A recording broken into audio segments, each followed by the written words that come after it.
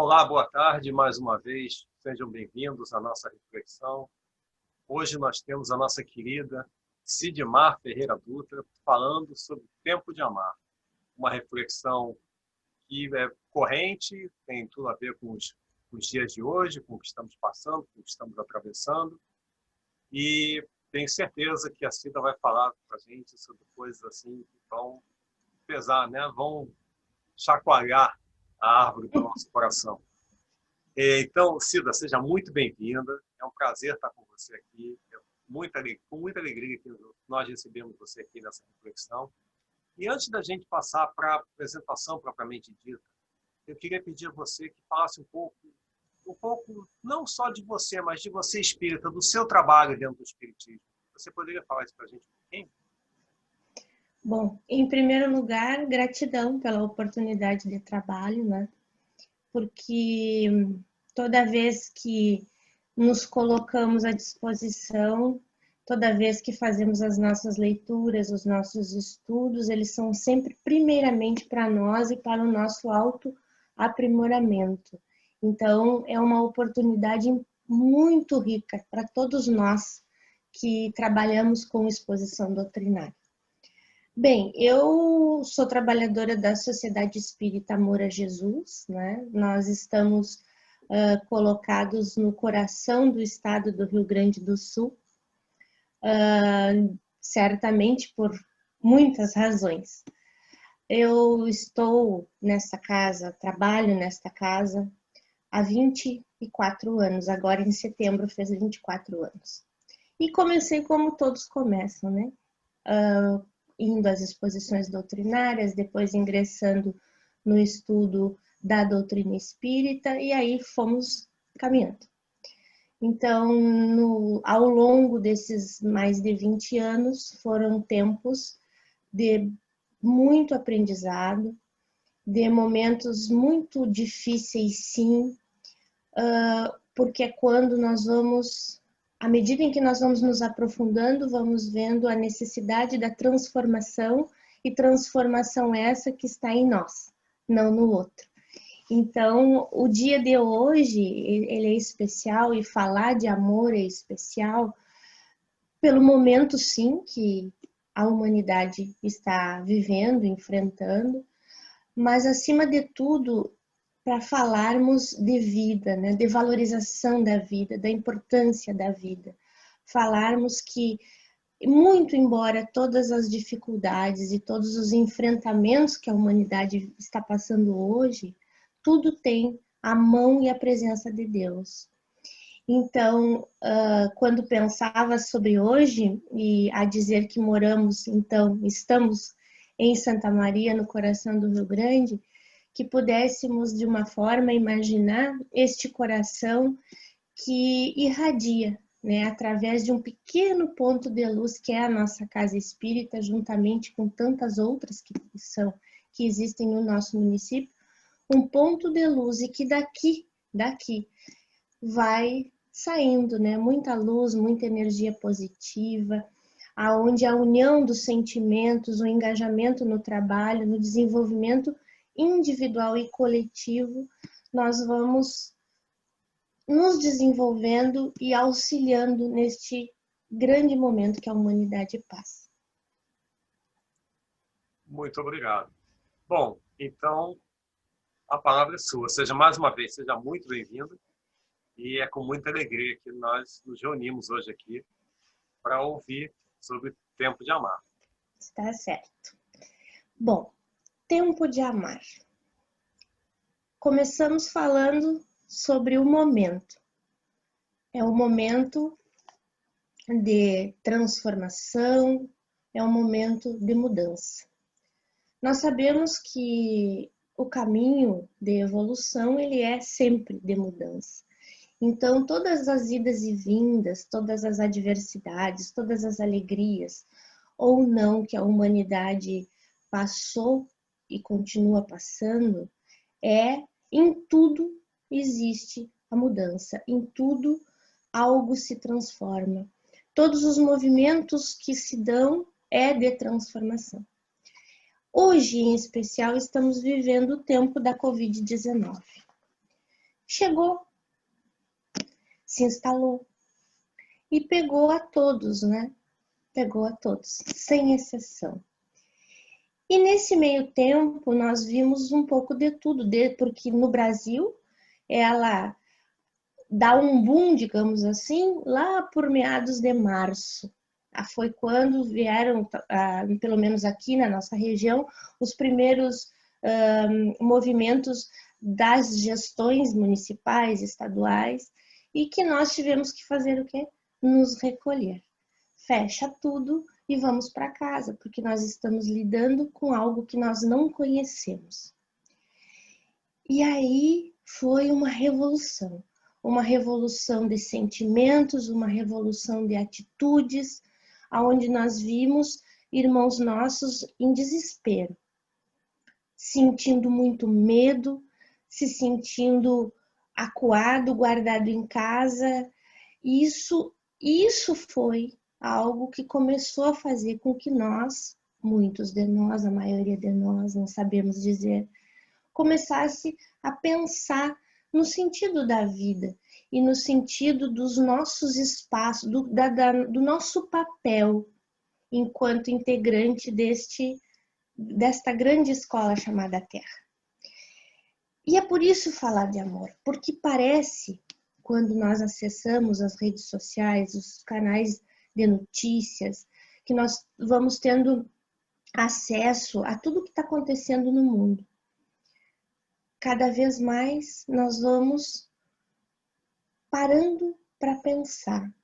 E a dor às vezes se instala, e aí vem o desespero, vem a desesperança, vem a ideia de que Deus, onde está Deus neste momento? Mas nós precisamos refletir que em tudo existe a presença de Deus.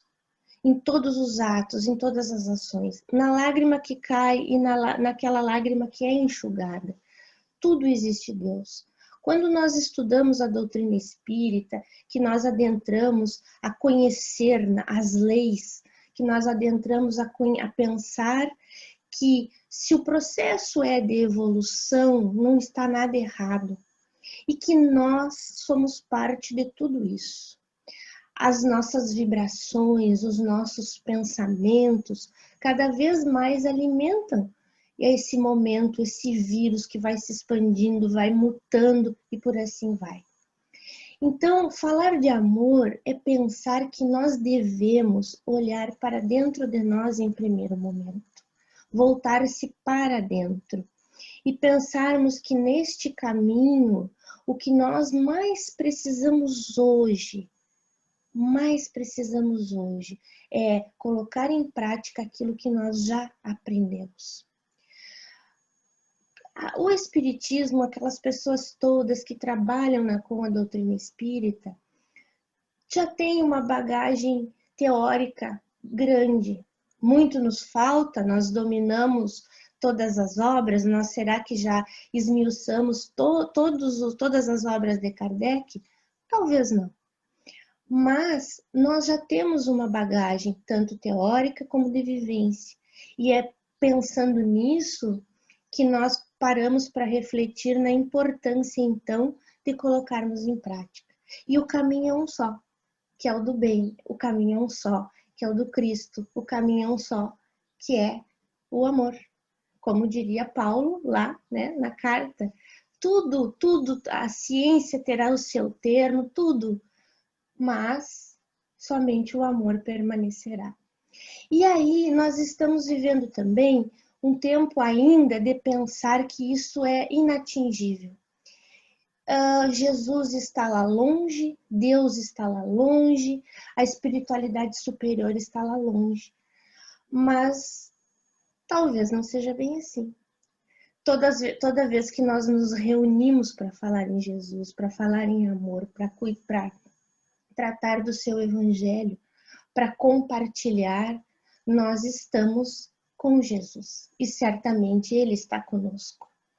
Então, tempo de amar é agora, no exercício destes ensinamentos, no olhar para dentro de nós, porque nós todos, independente do nosso grau de instrução, do espaço em que nós estejamos, nós temos um papel fundamental. E se esse papel puder ser desenvolvido de um modo em que nós possamos não levar a vida simplesmente, mas de nós refletirmos, de nós termos um tempo para pensar nas nossas questões, nos nossos sentimentos, pensar nesse Cristo, nesse Mestre que nos deixou através do exemplo, não foi só dos seus ensinamentos, ele não fez o Sermão do Monte, ele não andou nas ruas só falando. Ele exemplificou o que é a verdadeira lei de justiça, de amor e de caridade. E para que nós possamos refletir um pouquinho mais, a ideia foi trazer um trecho, não muito longo, né, que leitura cansa, do livro Boa Nova, que foi psicografado pelo nosso Chico, uma mensagem do Humberto de Campos, né, que lá no seu capítulo 30 nos traz Maria. Fala da trajetória, não da trajetória dela, daquele momento derradeiro onde o Cristo foi levado, então, para a cruz, vamos colocar assim. E então eu vou pedir licença para fazer uma pequena leitura. De alma angustiada, notou que Jesus atingira o último limite dos padecimentos inenarráveis. Alguns dos populares mais exaltados multiplicavam as pancadas, enquanto as lanças riscavam o ar em ameaças audaciosas e sinistras. Ironias mordazes eram proferidas a esmo, dilacerando-lhe a alma sensível e afetuosa. Sim, porque Maria, por mais consciência que tivesse da sua missão, era o seu filho, que vivia aquele momento derradeiro. Em meio a algumas mulheres compadecidas que lhe acompanhavam o angustioso transe, Maria reparou que alguém lhe pousara as mãos de leve sobre os ombros. Deparou-se-lhe a figura de João, que, vencendo a pusilanimidade criminosa em que haviam mergulhado os demais companheiros, lhe estendia os braços amorosos e reconhecidos. Silenciosamente, o filho de Zebedeu abraçou-se àquele triturado coração maternal. Maria deixou-se enlaçar pelo discípulo querido e ambos, ao pé do madeiro, em gesto súplice, buscaram ansiosamente a luz daqueles olhos misericordiosos no cúmulo dos tormentos. Foi aí que a fronte do divino supliciado se moveu vagarosamente, revelando perceber a ansiedade daquelas duas almas em extremo desalento. Meu filho, meu amado filho, exclamou a mártir em aflição diante da serenidade daquele olhar de melancolia intraduzível. O Cristo pareceu meditar no auge de suas dores, mas como se quisesse demonstrar, no instante derradeiro, a grandeza de sua coragem e a sua perfeita comunhão com Deus, replicou com o significativo movimento dos olhos vigilantes. Mãe, eis aí teu filho. E, dirigindo-se de modo especial com um leve aceno ao apóstolo, disse: Filho, eis aí tua mãe. Maria envolveu-se no véu de seu pranto doloroso, mas o grande evangelista, o João, compreendeu que o mestre, na sua derradeira lição, ensinava que o amor universal era o sublime coroamento de sua obra. Mas entendeu que no futuro, o futuro é hoje, a claridade do reino de Deus revelaria aos homens a necessidade da cessação de todo o egoísmo. E que no santuário de cada coração deveria existir a mais abundante cota de amor, não só para o círculo familiar, senão também para todos os necessitados no mundo, e que no templo de cada habitação permaneceria a fraternidade real para que a assistência recíproca se praticasse na terra, sem serem precisos os edifícios exteriores consagrados a uma solidariedade claudicante, vacilante, né? Bom,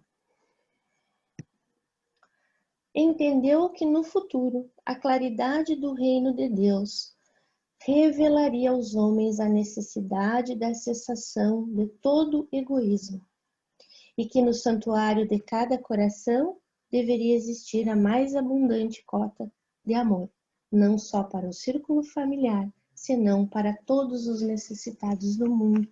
E o templo familiar, então, né, cada habitação seria a fraternidade real. Vamos pensar. A cessação de todo o egoísmo. Veja bem, somos humanos, né? Egoísmo, vaidade, orgulho, tudo isso paira em nós. Não é porque somos espíritas que devemos pensar, pelo contrário, né? Nós já aprendemos que nós devemos trabalhar as nossas emoções e sentimentos. Mas o egoísmo e o orgulho, ele ainda está intrínseco em nós, ele habita a nós. E pela nossa, muitas vezes, formação, educação, pela nossa cultura, vem a ideia do Deus punitivo, a ideia de um pai que castiga. E não é isso que nós temos. Nós temos um pai soberanamente bom, justo e que nos oportuniza sempre. Todo dia é o dia da oportunidade. Então, o orgulho ali habita dentro de nós. O que nós devemos fazer então quando nós falamos é preciso cessar o egoísmo? Toda vez que ele surge, observarmos talvez a forma como ele se manifesta e a forma como nós estamos tratando disso. É muito comum nas nossas reflexões, grupos de estudo, em geral em grupos de iniciantes, quando se fala em temáticas como essa, pensar-se que nós precisamos banir, nós precisamos jogar fora, nós não podemos ter, nós não podemos sentir. Não há nenhum problema, porque se nós somos espíritos em evolução, nós estamos vindo com toda a bagagem. Hoje nós estamos neste patamar de consciência, vivendo esta vida e tendo estas oportunidades e seguindo este caminho. Mas nós sabemos que o esquecimento, que graças ao Pai Criador existe, que nós não estamos hoje lembrando muito bem o que aconteceu lá atrás, nós estamos trazendo, nós somos assim, já melhoramos infinitamente, mas nós sabemos que anjos não somos, que nós sabemos também que nós cometemos crimes, que nós já participamos das mais variadas barbáries. E aí vem a lei e diz, não, tu vai com uma nova oportunidade, mas não vai lembrar, porque se lembrar não vai funcionar. E aí é a questão. O orgulho e o egoísmo habitam em mim, mas como eu trabalho com ele, como eu vivo com ele, como eu convivo com ele. Convivência. Aí eu anotei aqui, santuário de cada coração abundante. Não só para o santuário familiar, mas para o mundo. Ponto de partida. Nos reunimos em família. Por quê? Para esse exercício. Ontem falávamos, o nosso irmão que está aqui conosco na sala, falava sobre a máscara que todos nós carregamos. Então, na casa espírita, no nosso ambiente de trabalho, na nossa comunidade, nós somos seres simpáticos, nós abraçamos, nós temos a melhor palavra. Mas, nesse caminho da descoberta do amor, o melhor lugar para que nós possamos exercitar esse amor, exercitar todos estes sentimentos, estas virtudes que habitam em nós, é a sala de aula, é a classe, porque a escola é o planeta Terra e a classe é o nosso lar. Aquele cara que a gente convive lá, né? Aquele companheiro, aquela companheira, aquele filho, 1, 2, 3, 4, 5, eu tenho 3. A sogra, o sogro, o cunhado, a cunhada. Mas vamos fechar o núcleo. Aqui dentro do nosso lar, a nossa família com a constituição que ela tem. Não importa, isso não importa. O que importa é aquele grupo. E é neste grupo que nós vamos desenvolver o amor verdadeiramente. Por quê? Porque ali nós não usamos máscaras. Porque ali nós não respiramos antes de falar, antes de agir. Porque basta a criaturinha lá dizer, ah, mas tal coisa. Eu já tenho a resposta na ponta da língua. Eu não penso, e eu sempre comento, eu não, né? Nós sempre comentamos sobre nosso lar, e quando o André Luiz está lá na enfermaria e recebe um copo de água e é aconselhado a manter a boca cheia d'água. E isso parece, de primeiro momento, que significado tem isso? Um grande significado, que é o tempo para pensar. É o tempo para não responder. É o tempo para respirar. Porque se nós dermos 10 segundos para a nossa resposta, ela poderá não vir e ela poderá também, se vir, ter um tom totalmente diferente. Então, quando nós falamos em família, e podemos pensar assim, família, teve um tempo que família, que é família, o quê? E aí nós fomos vendo que esta instituição é a base da nossa humanidade. Humanidade no sentido eu, é a base do amor, é a base do aprendizado real. Nós estamos reunidos ali, nós sabemos, por várias razões. Por várias razões. Os espíritos ali estão por afinidade, resgatando, espiando e por ali vai. Não sei, mas ali é o lugar deste exercício com relação a essa questão do egoísmo. Então, a gente pensa assim também. Ao redor do mundo existem tantas misérias. E não são somente misérias no campo material. Nós estamos trabalhando aqui essa reflexão buscando um objetivo que é o campo moral, que é a educação moral. Então, em diversos cantos do mundo, nós vivenciamos muitas dificuldades. E aí, nós estamos aqui no coração do Rio Grande, não é o que nós falamos no início? Nós não temos nada a ver com o que acontece no resto do mundo. Lê do engano. Somos uma família. Então, tudo, e esse momento da pandemia nos coloca a ver de uma forma clara. Porque nós estamos aqui, o mundo todo vivendo uma doença, ainda sendo explorada, buscando se verificar a cura, a vacina, da onde ela veio, por que ela veio, enfim. Nós temos a tecnologia é uma benção bem aplicada. Estamos nós em vários cantos e podendo estar juntos. Nada substitui o olho, né? Nada substitui a presença. Mas são trabalhos como esse que auxiliam nas dificuldades do mundo.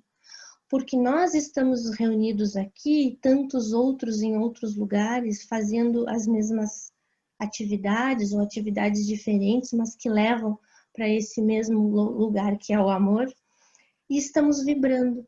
E à medida que nós estamos vibrando no amor, nós estamos auxiliando a espiritualidade para que possa levar de uma forma mais efetiva a todos os cantos energias energias que possam se modificar, que possam amenizar a atmosfera. Isso não é mágica. Isso está lá. Quem estuda André Luiz, não precisa estudar. Não, peraí, não vamos muito longe. Não precisa estudar. Quem lê André Luiz, por exemplo, vai compreender um pouco do que nós estamos falando. E tantos outros autores, mas André Luiz em especial aqui. Então, todos nós somos parte. É família, e quando falamos em família, é família verdadeira. A nossa evolução, ela vai se dar de uma forma coletiva. E esse momento em que nós voltamos para dentro desta sala de aula, por que voltamos? Porque antes da pandemia, antes da Covid, nós estávamos como? Indo, vindo e vindo. Cumprindo obrigações, trabalhando, voltando para casa, estudando, voltando para casa. Momentos em família. Acontecia? Sim. Mas hoje, quando nós não temos a opção, porque nós temos que ficar em casa, é o que diz o decreto, aí é diferente. Aí começa a ser diferente. Porque nós vamos sentindo que a nossa liberdade parece que está sendo cerceada. Mas não é bem cerceamento de liberdade, porque é para o bem comum, não é só para mim, é para todos. Quem tem filhos pequenos, quem tem filhos adolescentes, por exemplo, dentro de casa. Quem tem criança pequena, que quer jogar bola, que quer brincar, que quer sair na rua, não é muito possível. Santa Maria, ou melhor dizendo, o estado do Rio Grande do Sul adotou um sistema chamado de distanciamento controlado. O estado nos dividiu em regiões e em cores. Criou bandeiras amarelas, bandeira amarela, laranja, vermelha e preta. A bandeira laranja, aliás, amarela é risco, baixo risco, laranja médio, vermelho alto, preto não preciso comentar. Então, assim, essa semana o nosso município de Santa Maria esteve em bandeira vermelha. Os casos, assim, aumentaram absurdamente. E para que a nossa casa espírita funcione, para que o nosso atendimento fraterno possa fazer esse olhar com as pessoas, a nossa bandeira não pode ser vermelha. E isso é um exercício para nós. E isso é um exercício muito desafiador, porque nós precisamos buscar alternativas. Atendimento fraterno online é muito complicado. E aqui nós não vamos adentrar a questão. Mas quando nós também não podemos abrir a porta da nossa casa para receber os nossos irmãos, isso para nós também é um aprendizado. E nós temos que refletir o porquê. A nossa casa é uma das pouquíssimas que está de portas abertas, não para exposições doutrinárias, porque existe um decreto que estabelece a forma como deve funcionar, e aí tem um número reduzido porque tem que existir o distanciamento e todo o protocolo que a OMS determinou. E tudo isso, em cada situação, em cada bandeira que muda, e que muda todo o sistema, é uma forma de nós exercitarmos estes sentimentos, essas sensações, que são muitas vezes de impotência, são muitas vezes aquele questionamento que se faz conosco, mas este é o momento do trabalho, por que eu não vou poder trabalhar? E não posso, porque a legislação diz que não. Então, tudo isso é preciso que nós olhemos com olhos de amor, olhemos com um coração aberto para o aprendizado, ou melhor dizendo, mente aberta para o aprendizado. Debates irão ocorrer, questões muitas irão acontecer entre federações e entre uniões municipais e tudo mais. Mas acima de qualquer debate, o que isso diz para nós, enquanto individualidade, enquanto trabalhador espírita, enquanto mãe, enquanto pai, enquanto trabalhador, em qualquer área do conhecimento. Hoje, na linha de frente, as nossas vibrações se dirigem aos profissionais da saúde, se dirigem à ciência, que muitas vezes é renegada. A ciência, Kardec disse, o espiritismo segue a ciência. Se porventura definirem, não, nós não seguiremos a ciência, abandona o espiritismo e segue a ciência. Nós precisamos respeitar, nós precisamos compreender, mas também saber que se dentro deste momento existe alguma legislação que diga nesta condição o trabalho pode ser feito, deveremos fazer. Tem um conhecido psiquiatra, terapeuta, não é essa palavra, né? Que é o Carl Jung, que tem uma frasezinha que acho bem importante de nós pensarmos, que ele diz assim: conheça todas as teorias, domine todas as técnicas, mas ao tocar uma alma humana, seja outra alma humana. Isso é amar. Isso é extremamente profundo. Por quê? Porque quando nós olhamos o outro como um igual, como uma outra alma humana, nós estamos exercitando ou até colocando em prática o amor. Ultimamente, nos nossos trabalhos de estudo, nós temos refletido muito sobre a questão do julgar.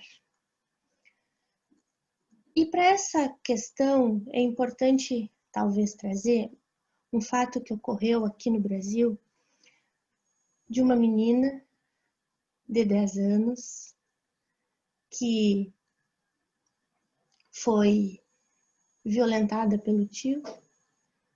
Aí ela não sabia, ela sentiu dores, a avó levou para o médico e se descobriu que ela estava grávida. E é uma questão para pensar, por quê? Por causa que nós julgamos tudo o que aconteceu dentro dessa situação. Nós julgamos a equipe médica que disse nós não vamos fazer o aborto, nós julgamos a equipe médica que disse nós vamos fazer o aborto, nós julgamos a própria legislação, que existe uma legislação estabelecida. E aí a ideia era que nós pudéssemos então refletir sobre nós, diante dessa situação. Nós espíritas, ou nós que nos dizemos espíritas, qual é a nossa posição em relação a isso? E é bem para pensar, porque nós vamos ouvir inúmeras coisas, nós vamos ouvir inúmeras opiniões. Mas aí a pergunta é: o que faria Jesus numa situação como essa?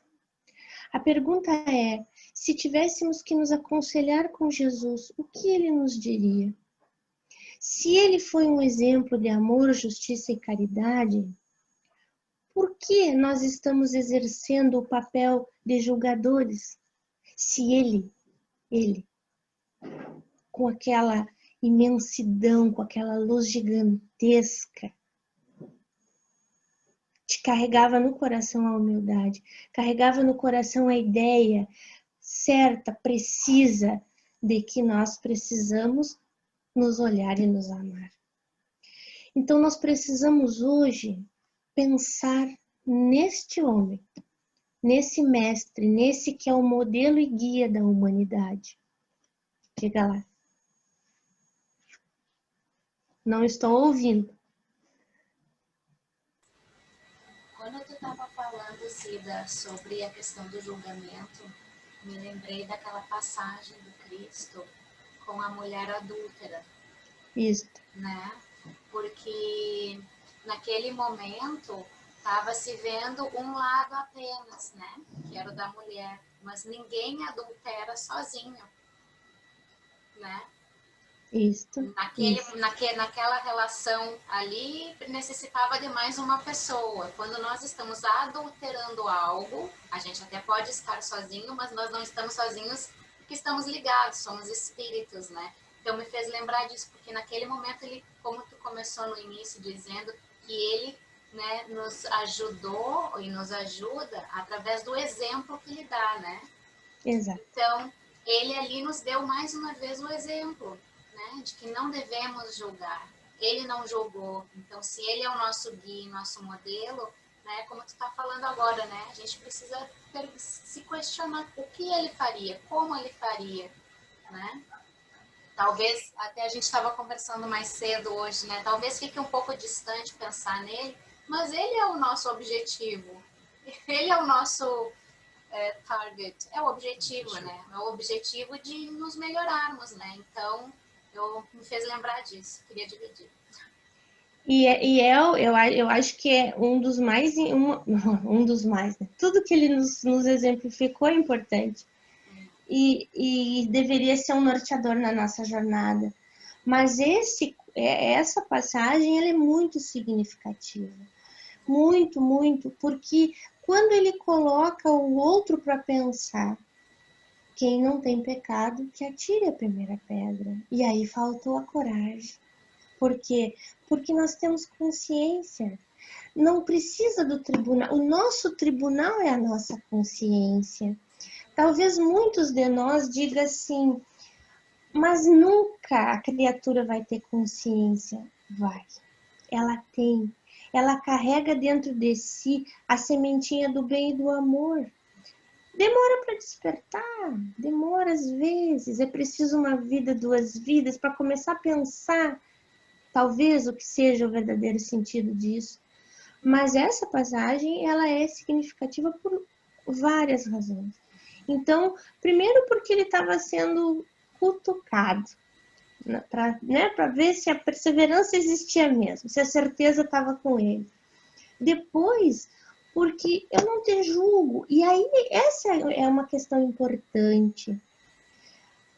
Geralmente, nós carregamos conosco, quando nós adulteramos, quando nós erramos, quando nós cometemos algo, algum crime diante da lei divina, o que acontece conosco? Passamos uma vida inteira carregando culpa dentro de nós. E a culpa nos faz estacionar. A culpa nos impede de amar, porque nós ficamos presos à ideia do erro, e não focamos no ensinamento que o erro nos trouxe.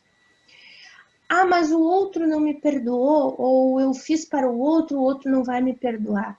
Sim, é importante que o outro diga tudo bem, mas é tudo bem de verdade, né? Não é aquele tudo bem assim, não, deixa pra lá, mas a volta vem. Não é isso, né? O deixa pra lá e deixa pra lá, não é esquecimento, é tudo bem. Então, quando nós pensamos nisso, quando nós pensamos nessa questão que nós erramos, cometemos um erro grave, nós vamos buscar o quê? Primeiro, nos responsabilizar por ele. E depois, reparar e seguir o caminho. Às vezes, a reparação nem sempre vem, ou talvez, na maioria das vezes, não venha, com relação àquele que foi prejudicado. Mas oportunidade de fazer algo sempre tem, para qualquer outro indivíduo. Então, o que ele diz? Eu não te condeno. Então vá e não voltes a pecar. Observe. A lei da época dizia não. Então, assim, aconteceu. Foi a julgamento. Mas ele diz, eu não te condeno. Vá e não voltes a pecar. E isso é algo que que nós pudéssemos trazer isso para hoje, para a nossa vida, para o nosso cotidiano de vida.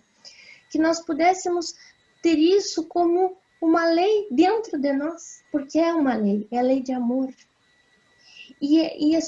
São essas questões que são necessárias hoje refletirmos.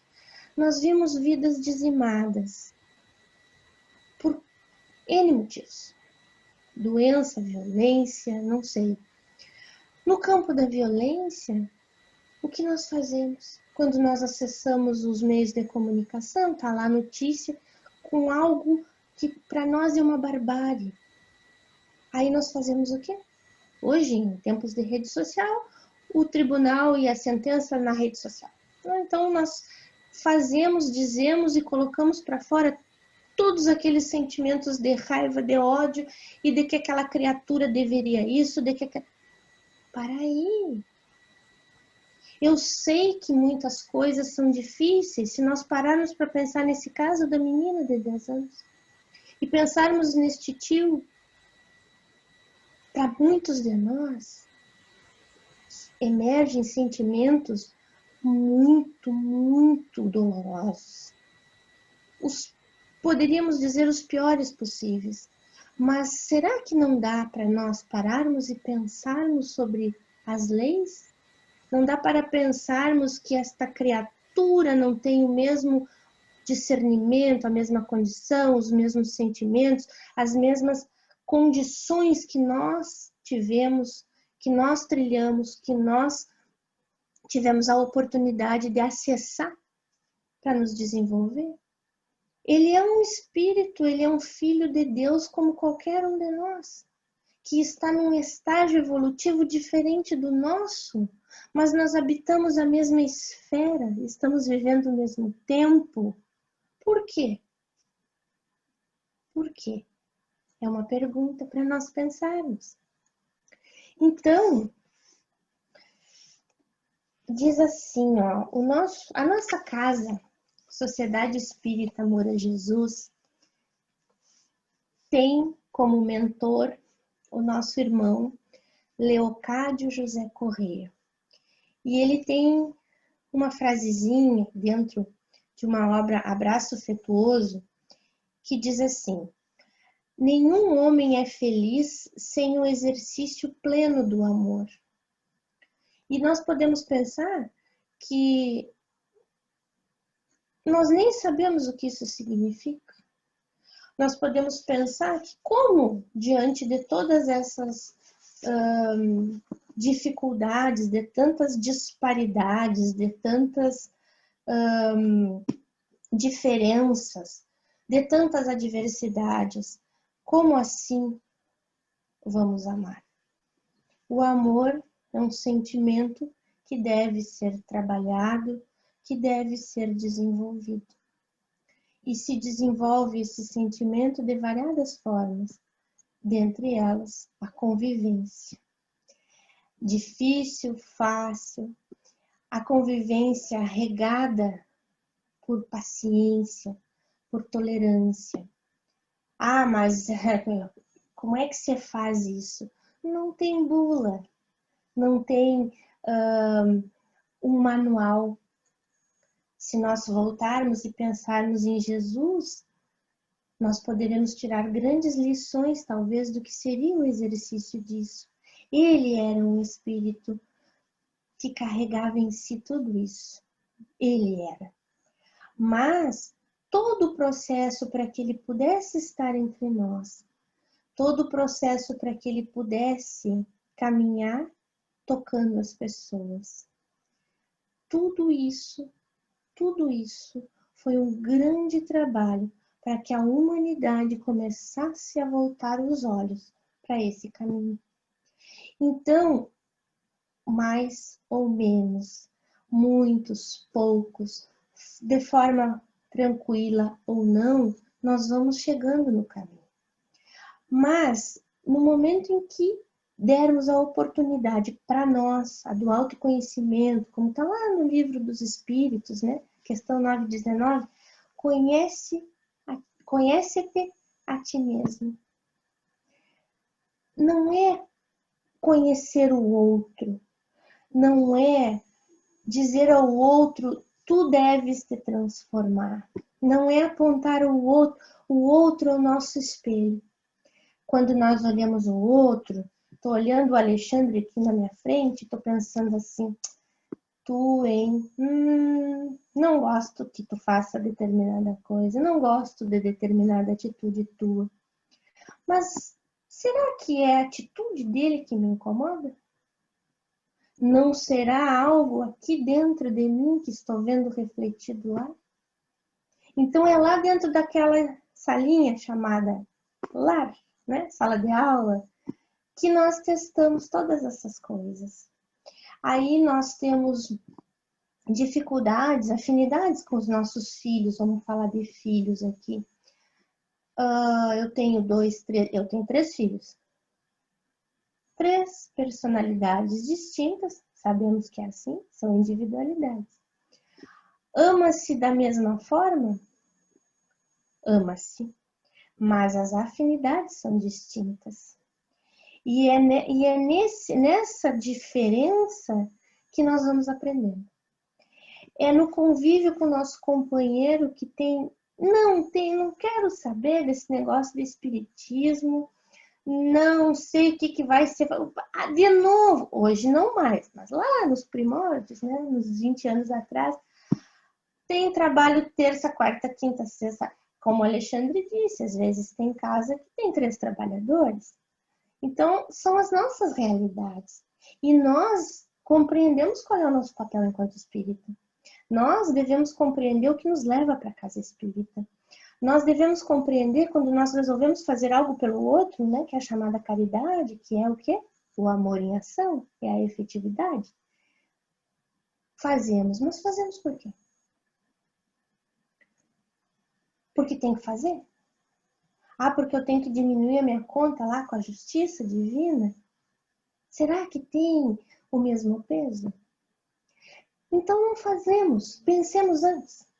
O que me movimenta a ir na casa espírita? O que me movimenta a fazer uma visita no hospital? O que me movimenta ir numa instituição que abriga crianças e adolescentes? O que me movimenta a ir uma instituição que abriga idosos?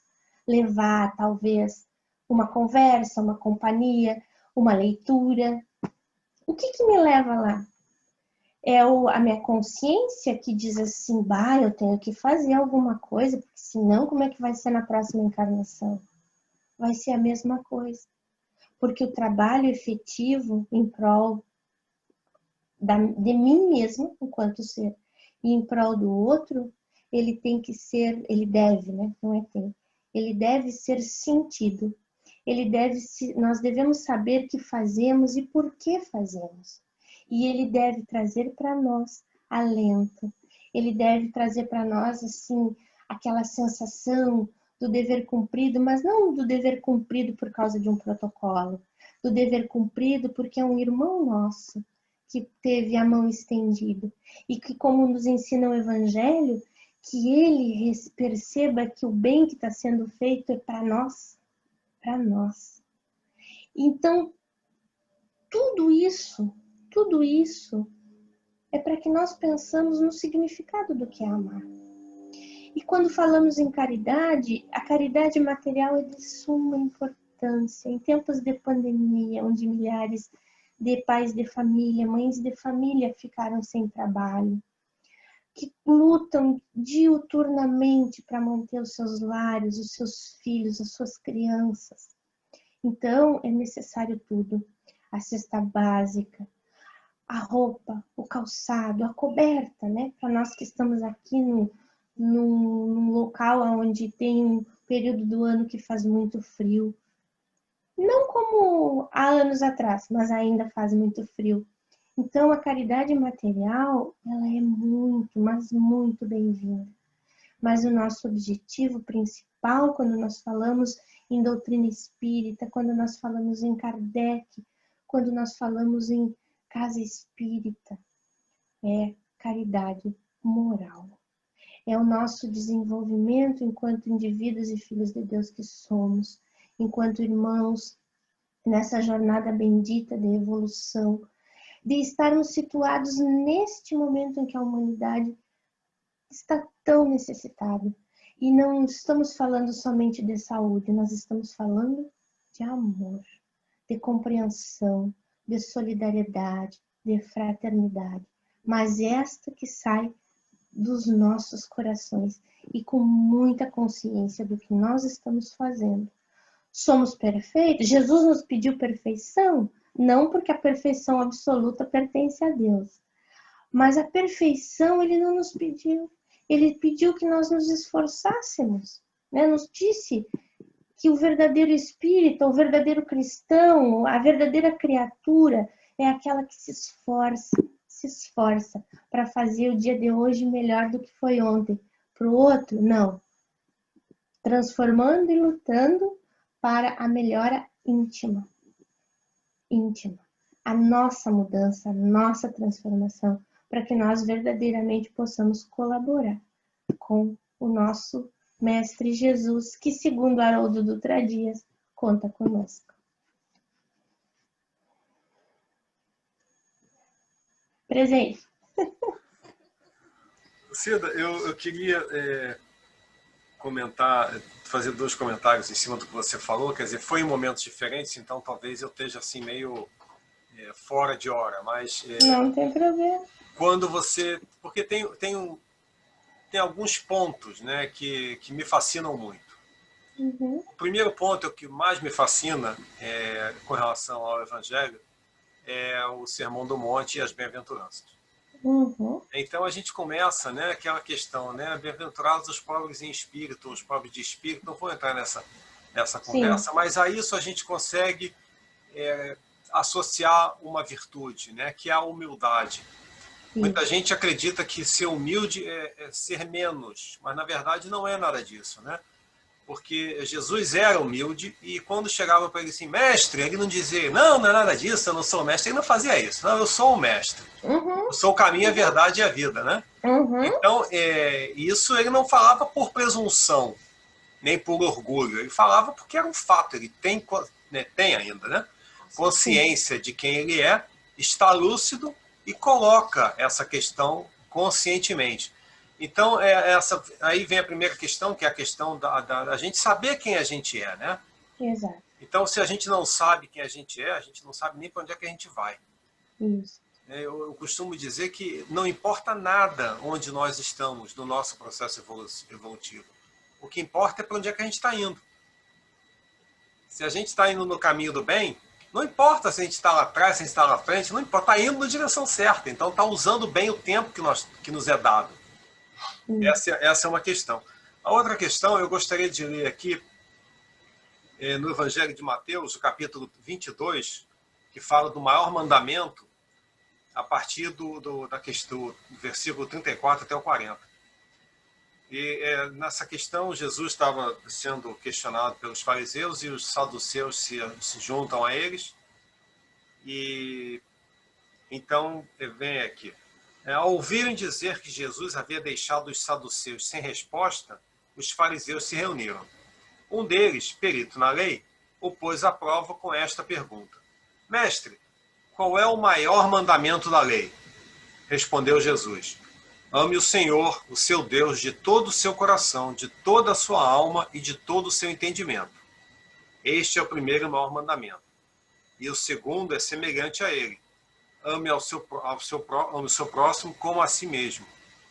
Destes 2 mandamentos dependem toda a lei e os profetas. Então, aí a gente começa, né? Ame, né? Essa questão, amar. Né? Amar não é ficar sentado no sofá da sala assistindo Netflix pensando assim, eu estou mandando amor para o mundo. Não. Né? Amar é servir, né? Levantar e fazer, e trabalhar pelo próximo, porque através do trabalho, como você falou, é através do trabalho para o próximo que eu me desenvolvo. Mas vem aqui essa questão, ame o próximo como a si mesmo. Ou seja, a gente tem que amar quem a gente é. Né? Amar, né? Não é admirar, não é ter vaidade, não é ter orgulho de quem a gente tem que amar quem a gente é. Mas para isso a gente tem que saber quem a gente é. E aí a gente cai de novo nas bem-aventuranças. Né? Você tem que saber quem você é. Então a gente tem que desenvolver a questão da humildade para saber quem a gente é. Porque se a gente não sabe quem a gente não sabe o que está fazendo, por que está fazendo, né? Como você colocou, para onde está indo, onde é que a gente não sabe nada. Né? A gente está um cego num quarto escuro. Exato. Exato. Conclua? Não, eu concluí. É só que essas considerações elas cabem em alguns momentos das coisas que você falou e eu queria só fazer essa adição. Tu sabes que a questão da humildade, ela permeia a vida. Ela permeia a vida. E no capítulo 6º do Evangelho, lá no Cristo Consolador, né, vem no item 8 nos falar de quê? De devotamento e abnegação. E aí, quando nós falamos em devotamento e abnegação, nós temos que voltamos à tua colocação. Quem somos? E não importando aonde vamos chegar, obviamente, quer dizer, nós sabemos aonde nós vamos chegar. Não importa em que momento estamos. Mas é importante pensar que esse momento é o momento da oportunidade. O agora, o hoje. E não há como amar a Deus se não amar a si mesmo.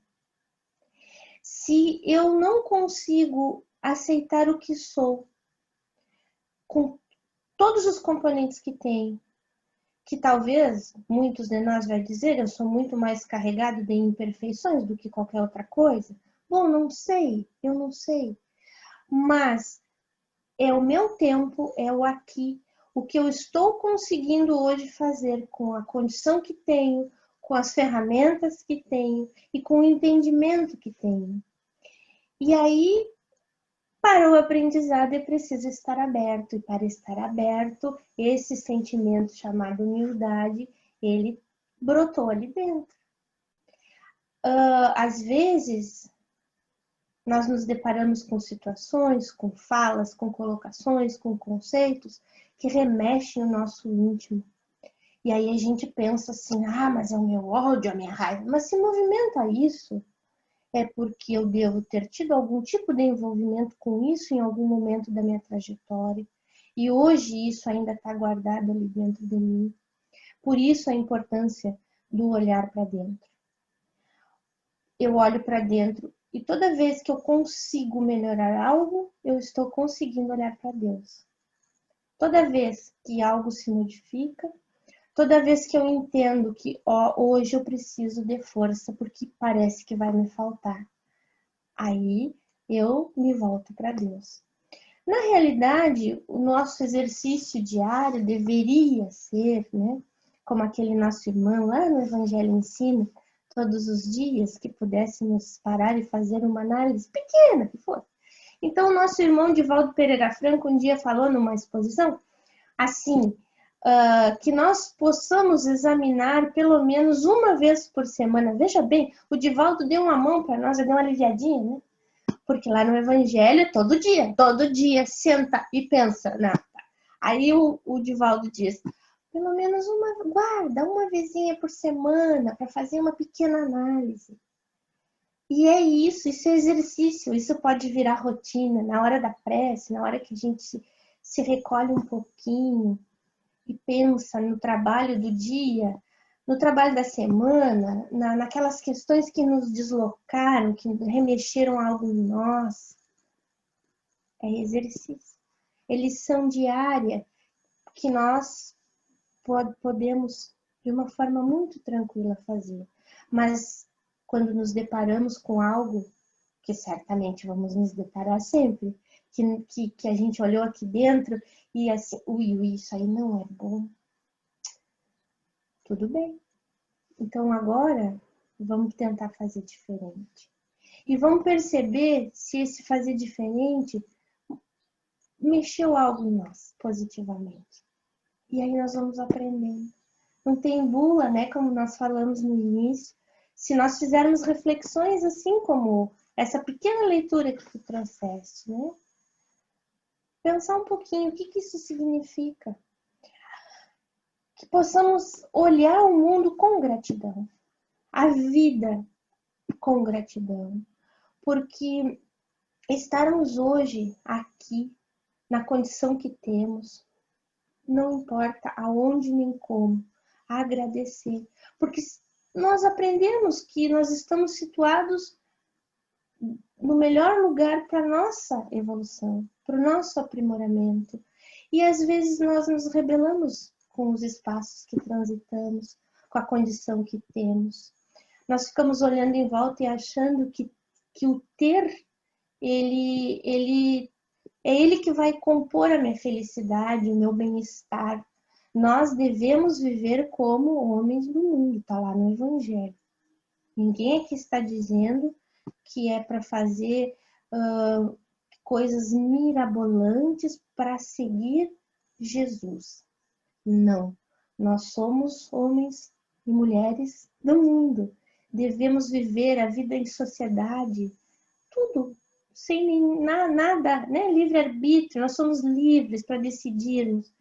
Mas devemos pensar em nós, devemos pensar que gratidão é um sentimento nobre, e que essa gratidão, ela deve ser sentida, vivenciada por causa do patamar que nós estamos hoje. Talvez, possivelmente melhor do que antes, e ainda temos muitos espaços para galgar nessa caminhada de aprendizado, para compartilhar com os nossos irmãos, de ter a oportunidade de parar, ouvir. Se não tem muito o que dizer, não tem problema, de ouvir. Porque às vezes os nossos irmãos chegam na casa espírita em busca do atendimento fraterno e tudo que aquela criatura precisa falar. E quem está ouvindo precisa fazer o exercício do não julgamento. Precisa ouvir simplesmente. Só isso. E isso já é um ato de amor. Isso já é caridade. Isso já é um monte de coisa. Porque nós que estamos nesse exercício de trabalho, nós estamos buscando também aprender. E aquela dor nos diz tanta coisa. E aí que nós tenhamos a condição de não só emitir palavras, então quando nós conversamos, mas que nas nossas palavras, na nossa conversa, possa se perceber o melhor que nós temos dentro de nós. O melhor sentimento, a nossa melhor ideia, o nosso melhor carinho para com aquele outro. Porque eu sempre digo que a palavra, ela pode vir, sim, carregada de sentimento. Por quê? Porque nós falamos aquilo que carregamos dentro de nós.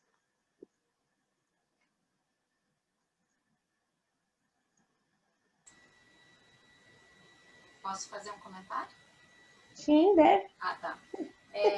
Eu tava aqui, eu achei que não tava dando para escutar. É interessante, né? Porque tu falou que Deus está em tudo, e é verdade, né?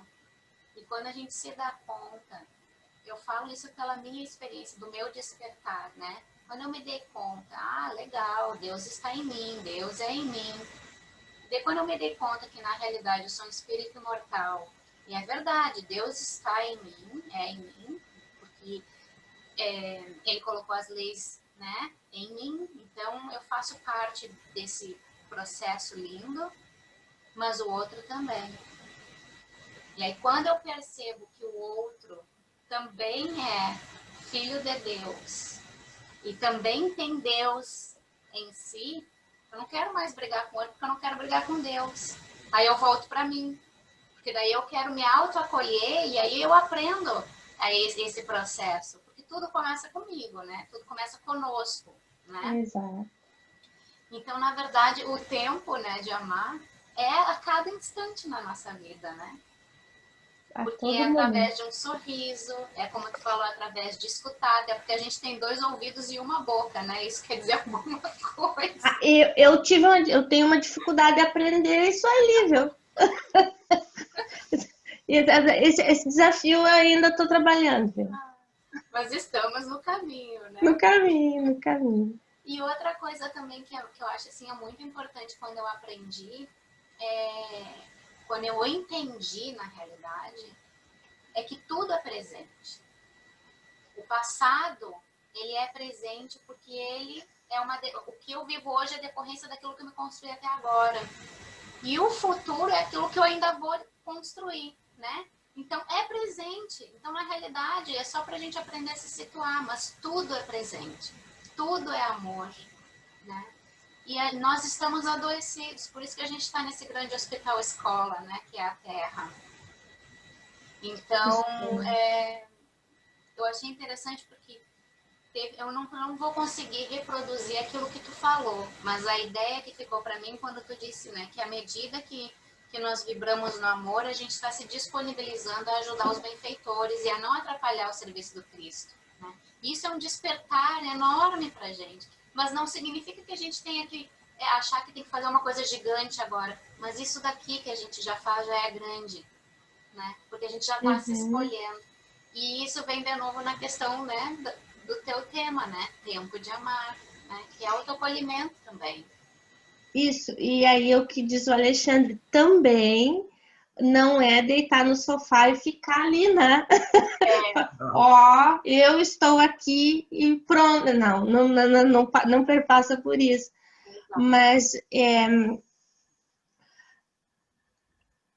se todos nós pudéssemos nos voltar um pouquinho para a importância das vibrações, das nossas ondas mentais, não é? O trabalho, nós temos uma trabalhadora na nossa casa que ela sempre nos faz lembrar que os sãos não precisam de médico, certo? Então, nessa hora agora, que é tão derradeira também, é um divisor de águas para a humanidade, é hora de nós trabalharmos. Nós temos as ferramentas tecnológicas de suma importância, que nos unem, que nos auxiliam a compartilhar, mas não estão acessíveis ainda a todos, por N razões. Então, quando a nossa casa decide, dentro da legislação, em abrir a sua porta, eu entendo esse um movimento de doação, um movimento que está também dentro dessa vibração. Que aquela criatura ficou lá em casa 1 mês, 2, 3, 4. Vamos parar no 4. E já não aguenta mais. E ela precisa falar. E ela precisa colocar para fora o que está sentindo. Ela precisa falar do seu medo. E quantas pessoas em cada canto do mundo vive isso? E aí, o padrão vibratório, nós sabemos como funciona, né? E aí, essa é a grande ideia, é estar aberto a esse trabalho. O nosso irmão Glênio, ele é voluntário do CVV, que ele comentou no início, e os dados, eles são, assim, tristes com relação ao suicídio, as ligações para o CVV nesse período. Então, todas as doutrinas religiosas convergem para um único lugar, o amor. Existem trabalhadores de vários níveis, graduações, instituições de todo o âmbito, trabalhando para tentar amenizar a dor. Então, tudo isso é vibração positiva. Tudo isso é o coração e o sentimento voltado para Deus. Tudo isso é amar ao próximo, amando a Deus, mas não esquecendo de nos amar como somos. O que já trabalhamos, o que já fizemos até aqui, com a consciência que o caminho continua e que temos ainda muito para aprender.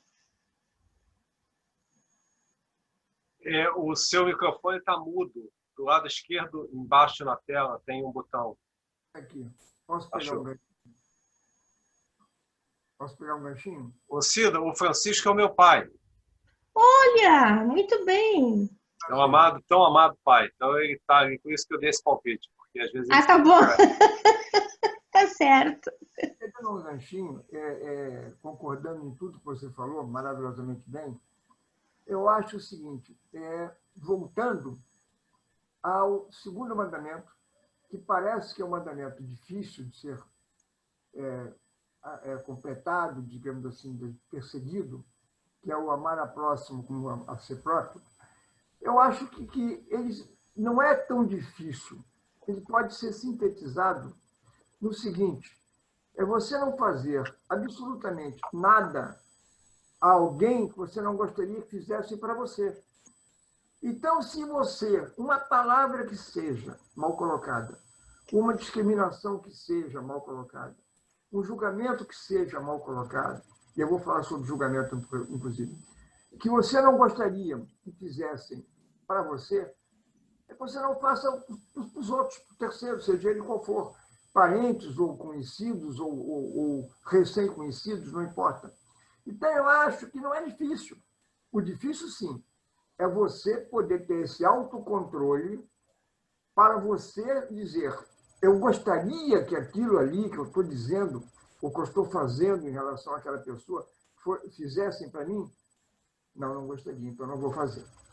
E o questão também do julgamento, aí entra no julgamento, a gente, você falou em afinidade, quando a gente, questão de afinidade ou não, ou questão até de alguma interpretação a respeito das palavras que são ditas, ou os atos que são cometidos a nosso respeito, junto da gente, o que acontece?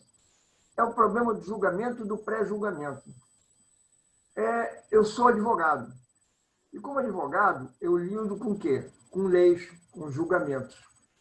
E muitas vezes a gente verifica o seguinte: um juiz, teoricamente, ele para dar um julgamento, ele teria que ter uma plena convicção, plena, sem menor resquício de dúvida, daquilo que ele está sentenciando. E como é que ele faz isso? Através de uma análise de provas, não é? E muitas vezes nós não agimos assim.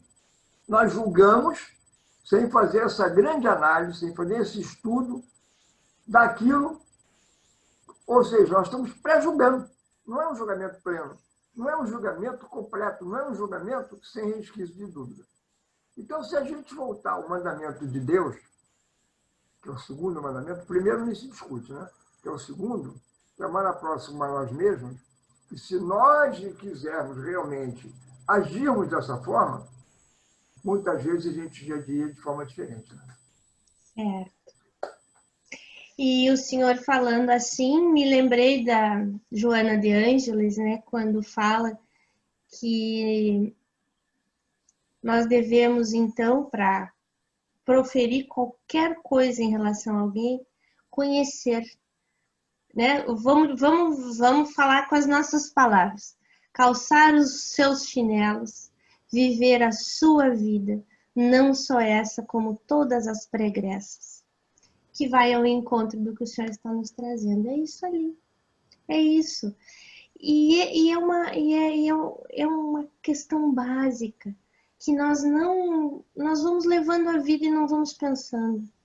Então, aí essa é a importância do parar para pensar, para refletir sobre as questões todas, sejam elas quais forem. As informações, elas estão ao alcance da mão. Jesus está em qualquer site do Google. Põe lá, faz a pesquisa. Antigamente, lá nos primórdios, Jesus estava em obras que eram de acesso a pouquíssimos. Hoje não. Hoje Jesus está ao alcance de qualquer criatura que tenha um telefone na mão.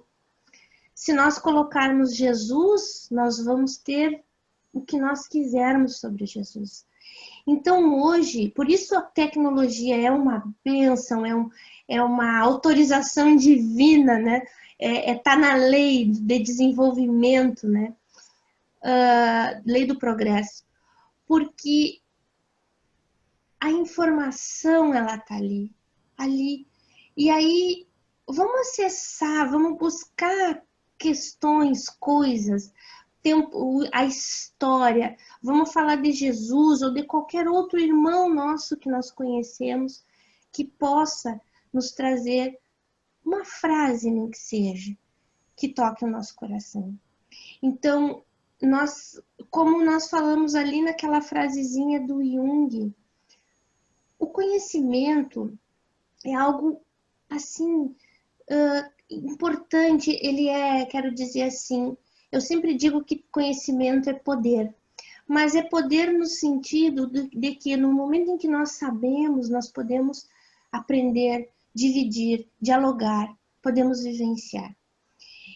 E aí, todas estas informações que vêm nos auxiliar, que façamos uma leitura, seja do Evangelho, seja da Bíblia, seja de qualquer outro livro sagrado, não importa, mas que aquelas palavras, elas tenham sentido para nós.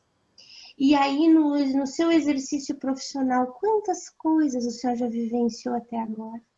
De justiça, de injustiça diante dos nossos olhos, do que é justiça e do que não.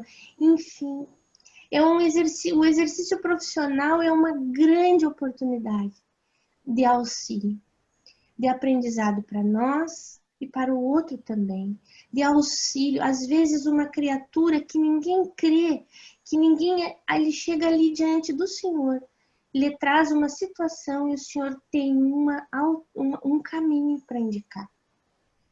Isso é amor. Por quê? Porque no momento em que no nosso âmbito profissional, vamos pegar especificamente, nós o fazemos e sabemos por que nós fazemos. O Senhor sabe a escolha que o Senhor fez e a diferença que o seu exercício profissional pode fazer na vida das pessoas. E isso também é amor.